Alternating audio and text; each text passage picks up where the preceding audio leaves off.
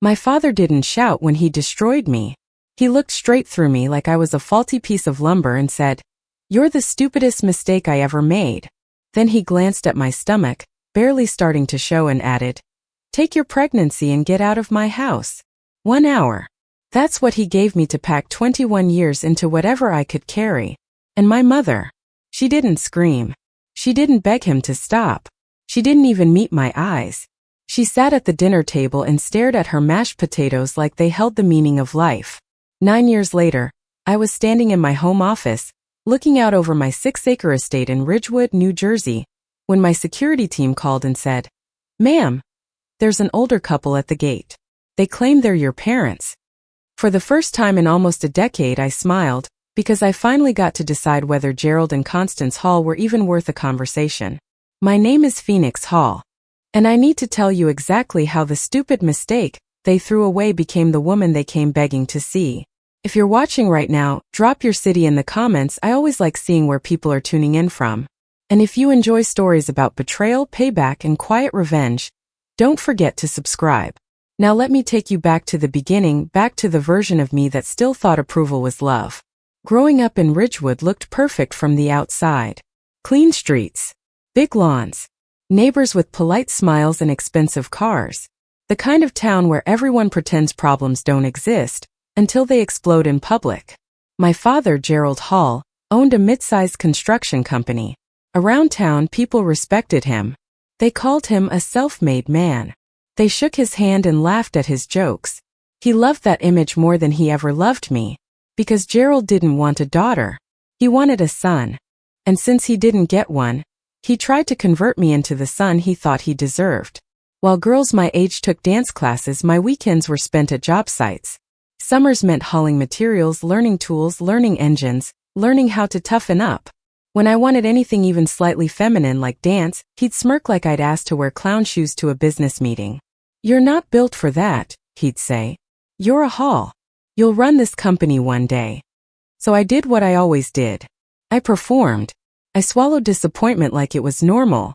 I studied business because he said so. I got straight A's because anything less would trigger a lecture about wasted potential. I worked so hard chasing approval that never came. I didn't even realize I was becoming a perfectionist until I couldn't sleep at night unless every box in my life felt checked. And even then, he'd find something wrong. My mother, Constance, was a different kind of damage. She wasn't cruel. She didn't insult me. She was just missing. She floated through the house like a polite ghost, agreeing with my father, smoothing things over, never challenging him, never choosing me. I used to think she was weak. Later, I understood something worse. She wasn't weak. She had simply chosen comfort over courage a long time ago. Then I met Tyler Webb. And yes, looking back now, I can see the warning signs from a mile away.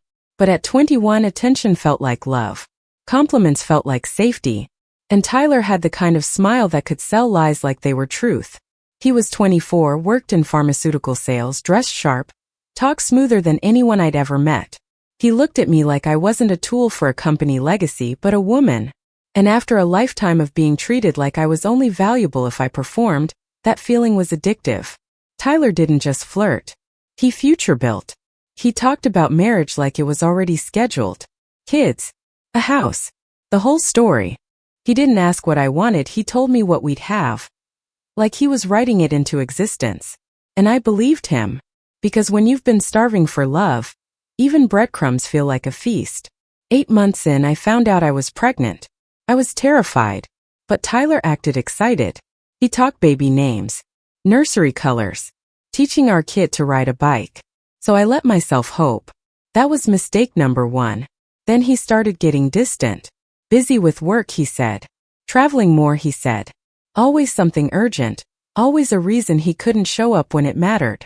And I ignored the tightening feeling in my chest because I needed the fairy tale to be real. Mistake number 2. I told my parents. I planned to tell them at Sunday dinner. Tyler was supposed to come with me. He canceled last minute. Work emergency. So there I was alone, sitting across from my father and mother, pushing food around my plate, trying to breathe like a normal human while my heart punched against my ribs. I finally said it. "I'm pregnant." My father's face shifted, confusion first, then disbelief. Then something cold settled into him. My mother froze. Fork in the air. Eyes down. And my father spoke in a quiet voice that felt worse than screaming. He talked about reputation.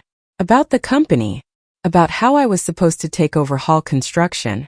About how an unmarried pregnant daughter would ruin his image in the business community. Then he stood up so fast his chair crashed behind him. And he delivered the line that would follow me for years. You're the stupidest mistake I ever made. He told me to get out. 1 hour. I looked at my mother, begging her with my eyes to say something. Anything. 1 word. She stared at her mashed potatoes. That silence. That was the moment I realized I didn't just lose my father. I lost my mother too. Upstairs I packed 2 suitcases with shaking hands. Downstairs I heard the television turn on, bright music, a game show, laughter. While I erased myself from that house, my parents acted like I was already gone. When I walked out the door, I called the only person I thought could still save me. Tyler. No answer. I called again. Voicemail. I texted him, my dad kicked me out. I need you. And I sat in my car in a dark parking lot, staring at my phone like it held my entire future. 3 hours later, the message arrived. 6 words. 6 words that shattered the last piece of my naive heart. And right here, this is where everything truly begins. His message was 6 words long. Not a call. Not an apology in person. Not even the decency of a full sentence that explained anything. Just 6 words on a glowing screen in a dark parking lot. I can't do this. Don't call. That was it. 8 months of forever. 8 months of baby name conversations. 8 months of him acting like we were building a life together. Reduced to a digital shrug. For a second, I didn't even understand what I was reading. My brain kept trying to translate it into something softer. Maybe he's panicking. Maybe he means not right now. Maybe he'll call back. But deep down, something colder than fear crawled up my spine. Because the message wasn't confused. It was clean. It was final. I called him anyway. Once. Twice. 10 times. At some point I stopped counting because counting made it real. Every call went straight to voicemail until, without warning, his number didn't even ring anymore. He blocked me. The same man who talked about our baby blocked me like I was a spam account. And that's when the truth hit me. I wasn't losing him. I never had him. If you're still with me, pause for half a second and hit like, because stories like this get buried if people don't engage. And comment below. What would you do in my position? Would you confront him or disappear and rebuild in silence? Now back to the moment my life officially cracked in half. I drove to Tyler's apartment the next morning. I didn't do it because I thought he'd suddenly become a good man. I did it because I needed to see his face while he explained how you can promise a future to someone, and then delete them overnight. I stood outside his door with my heart hammering and my hands shaking, rehearsing what I'd say. He didn't answer. A woman did. Beautiful, put together, the kind of calm that comes from thinking your life is stable. On her left hand was an engagement ring that caught the morning light like a spotlight. We stared at each other for a second, both confused, until her expression changed. Not anger. Not jealousy. Recognition. Like she was doing the math in real time. Can I help you? She asked. My throat went dry. I'm looking for Tyler. Her face tightened. Who are you? And right then Tyler appeared behind her. Not smiling. Not charming. Not the man I thought I knew. He looked at me like I was a mess he needed to clean up quickly before it stained his real life. The woman turned slightly. Tyler. He didn't even pretend. His eyes flicked to me and then away like I was embarrassing. And the woman said the sentence that turned my stomach into ice. I'm Lauren. Tyler's fiancé. Fiancé. 2 years, she later admitted. 2 years engaged. So while Tyler was whispering forever to me, he was going home to someone else and practicing loyalty like a performance. I wasn't his girlfriend. I was a side story. A secret. A convenience. Tyler didn't deny it. He didn't apologize. He stepped forward, lowered his voice, and said something that still makes my skin crawl. Handle your problem. My problem. Like the baby inside me was an invoice. A mistake. A stain. Then he shut the door. And it wasn't just the door that closed. It was the last illusion I had about being loved. In the span of 24 hours, I became three things at once: pregnant, disowned, abandoned, and I had no safety net. I checked my bank account in my car. $847. That number burned into my mind because it wasn't just money, it was time. It was how many days I had before I ran out of food, shelter, and options. And my father wasn't done destroying me. Gerald Hall didn't just kick me out. He made sure I had nowhere to run. He called relatives first. Friends. People from Ridgewood. People who had watched me grow up and smiled at me at graduations. He told them I was troubled. He implied I was reckless. He let their imaginations build a version of me that made it easier to abandon me. And it worked. Doors closed before I even reached them. One aunt tried to send me money quietly. My father found out and threatened to cut her off financially. My mother, my silent ghost mother, managed to sneak me $500 through a cousin. When Gerald discovered it, he punished her by taking away her credit cards. And here's what's sick about that. That wasn't him being strict. That was him reminding her who owned her comfort. He didn't just control me. He controlled everyone around him. I found a room in a boarding house in Newark. It smelled like mildew and old cigarettes and resignation. The sheets were thin. The walls were thinner. The lock on the door looked like it had been broken and fixed 5 different times. But it was $60 a week. And I didn't have the luxury of standards anymore. I worked 3 jobs. Mornings, a bakery at 4 a.m. Flour in my hair, swollen feet, nausea I swallowed because I couldn't afford weakness. Afternoons, a dry cleaner, pressing other people's clean clothes while mine wore out at the seams. Nights, a call center until 10 p.m. Getting screamed at by strangers over bills that weren't even mine. 5 hours of sleep, repeat. Every day felt like dragging myself through gravel. But I told myself I could survive anything, as long as I didn't stop moving. Then my body reminded me I wasn't a machine. At 6 months pregnant, I collapsed at the call center. 1 second I was standing. The next, the ceiling lights were spinning and my knees were gone. I woke up in a hospital with a doctor leaning over me. His voice sharp, not cruel, urgent. You're killing yourself. And you're putting your baby at risk. He didn't sugarcoat it because sugarcoating doesn't save anyone. He told me I had to slow down, or I might lose her. So I quit 2 jobs. Not because I wanted to, because I had no choice. I lived on 1 income, food stamps, and anxiety so constant it felt like another organ. My daughter was born in April. I named her Iris after the flower and the goddess of rainbows because she was the only color left in my gray world. The delivery room was quiet. No father pacing the hallway. No grandparents waiting with balloons. Just me, exhausted, terrified, and a tiny baby that looked up at me like I was her whole universe. A nurse asked gently, "Is your family coming?" I lied. "They're traveling." Because the truth was too humiliating to say out loud. My family threw me away. I held Iris and made her a promise right there, while my hands still shook from labor. I promised her she would never ever know what it feels like to be unwanted, even if I had to burn myself down to keep her warm. Meanwhile, my father was erasing me like I never existed. He told people in Ridgewood that I was unstable. He made sure former friends stopped answering my calls. When I went near the area, people crossed the street to avoid eye contact. And through a cousin's accidental social media post, I found something that hurt in a way I didn't expect. I had been cropped out of family photos. Not just new ones. Old ones. Birthdays. Holidays. Graduations. As if removing me from the picture could rewrite history. I stared at those photos late at night, holding Iris in my arms, and realized Gerald wasn't punishing me. He was rewriting the story so he didn't have to feel guilt.